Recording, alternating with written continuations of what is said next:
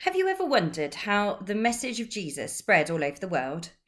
If we wanted to share news around the world today, we would just use newspapers or television or the internet. But 2,000 years ago, none of these things had been invented. It was Paul who started it all off, and he had to travel to spread his message. Let's read some more of his adventures as we open the book and read Paul is Shipwrecked. City after city, mile after mile, year after year, Paul travelled far and wide, facing danger every day, just so that people could hear about Jesus. Was Paul worried? Not at all. In every city he visited, he left behind a little church, a group of people who wanted to live like Jesus. But then Paul went to Jerusalem, and that's when he ran into big trouble. The religious leaders didn't like it when Paul said that Jesus was the special one that God had promised. The religious leaders were angry when they had said that Jesus really had come back from the dead. And at the last, the religious leaders arrested him and beat him.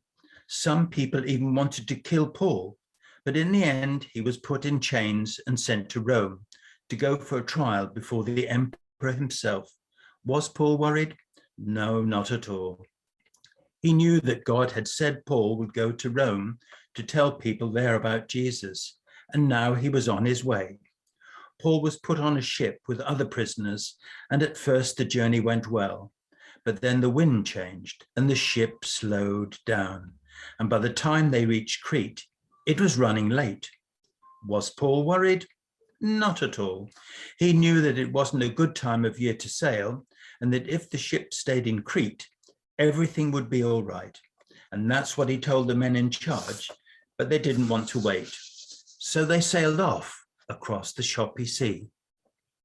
It didn't take long for Paul's warning to come true.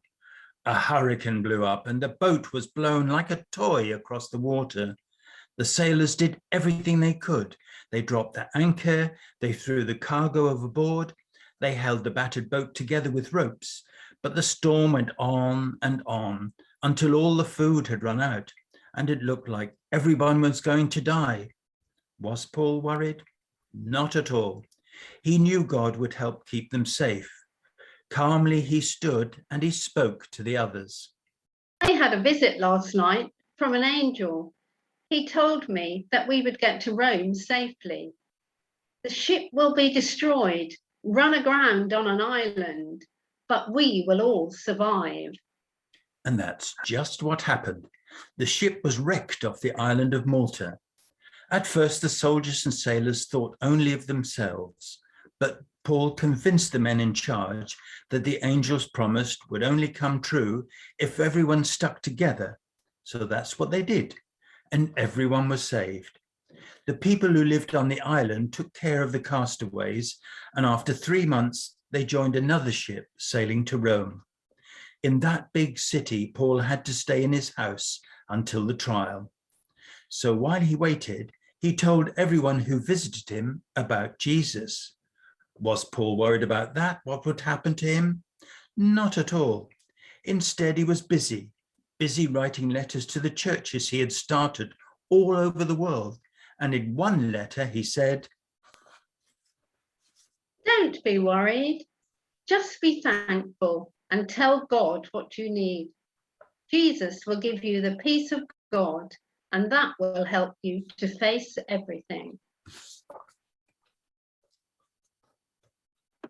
Places Paul visited today in the story were Crete, Malta, and Rome. Today, many people go there on their holidays. And these are all places where people heard the message of Jesus from Paul around 2,000 years ago. We still have the letters he wrote to those first Christians. They make up a large part of the Bible, the book we use for all our Open the Book stories. Now, close your eyes and think about what Paul wrote in one of his letters. Don't be worried. Just be thankful and tell God what you need. Jesus will give you the peace of God, and that will help you face anything. Now I'm going to say a prayer. And if you want to make that prayer your own, then say Amen at the end after me. Dear God, help us to know that when we are worried, we can talk to you please give us your peace. Amen.